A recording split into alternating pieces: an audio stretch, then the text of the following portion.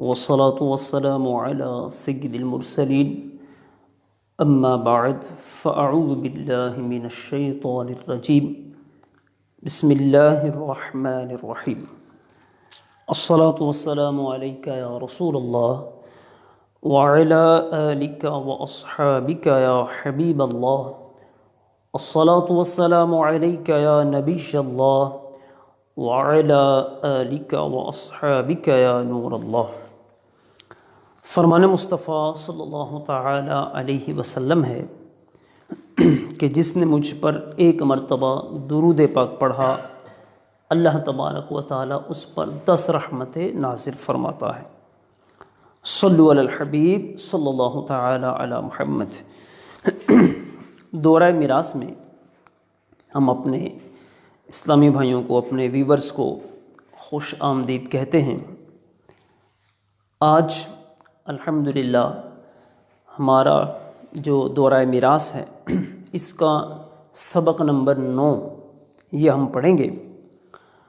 تو گزشتہ کل ہم نے جو سبق پڑھا تھا اس میں رد کا مسئلہ ہم نے بیان کیا تھا، اس کی 1-2 مثالیں یہ آخر میں رہ گئی تھیں، وہاں سے انشاءاللہ ہم اس کو آج شروع کریں گے۔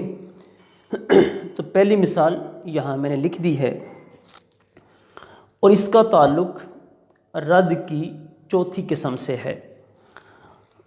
وہ چوتھی قسم کیا ہے کہ جب جن پر رد ہوتا ہے وہ موجود ہوں اور جن پر رد نہیں ہوتا وہ بھی موجود ہوں، لیکن جن پر رد ہوتا ہے وہ اس کی 2 جنسیں ہوں، اور اس میں یہ ہو کہ جن پر رد نہیں ہوتا انہیں جیسے کہ ربع ملتا ہو اور ان کو اثلاثاً ان میں تقسیم ہوتی ہو، یعنی ایک کو سدس اور بقیوں کو ثلث ملتا ہو۔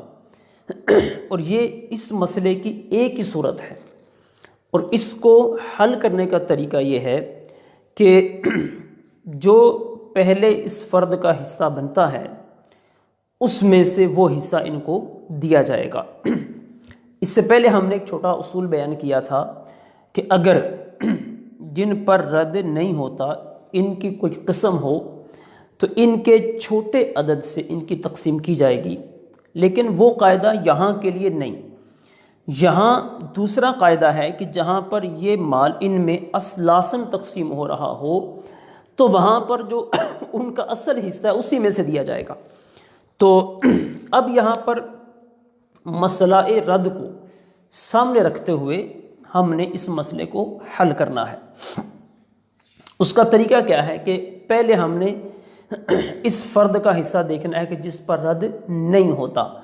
تو دیکھیں، اولاد کی غیر موجودگی میں بیوی کو ملتا ہے ربع۔ تو مسئلے کی تقسیم ہم کریں گے 4 سے ہی، اور اس میں سے ایک حصہ جو 4 کا ربع بنتا ہے وہ ہم ان کو دے دیں گے۔ اب اس کے بعد ہم نے ان کی طرف آنا ہے اور ان کے مسئلے کو الگ سے حل کرنا ہے۔ الگ سے حل کرنے کا مطلب یہ ہے کہ ان کے حصے ہم دیکھیں گے کتنے ہوتے ہیں، پھر اس کو دینے کے بعد جو بچا ہے اس میں سے ان کے حصے ان کو ہم نے تقسیم کرنے ہیں۔ تو دیکھیں، دادیاں جب ہوتی ہیں تو ان کو ملتا ہے سدس، اور اخیافی بہنیں جب 2 یا 2 سے زائد ہوں تو ان کو ملتا ہے ثلث۔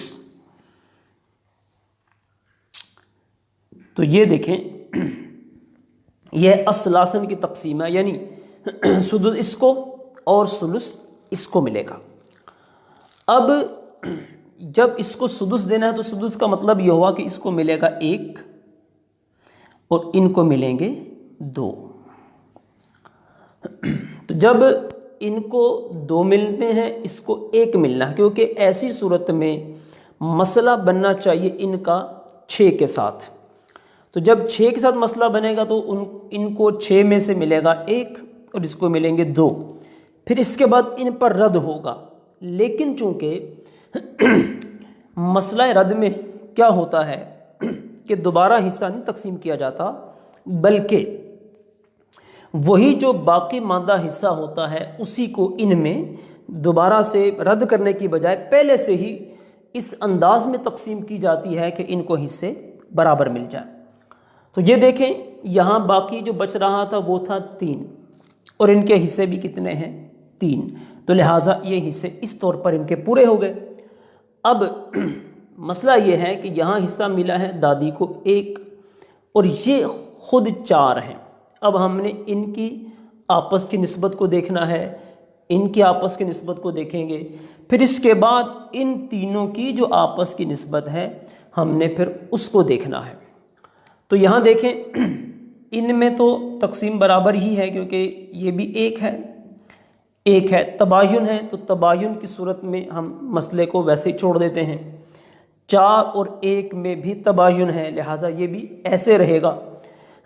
ان کو دیکھا تو ان کے اندر توافق بالنصف کی نسبت ہے، تو یعنی 2 ایسا عدد ہے جس پر یہ بھی تقسیم ہوگا 2 اور یہ 6 بھی ہوگا، تو یوں 6 کا عدد وفق ہمارے پاس نکلے گا 3۔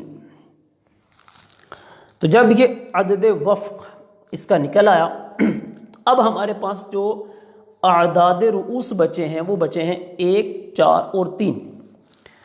تو اب ان کے اندر ہو گیا تباین، تو جب یہ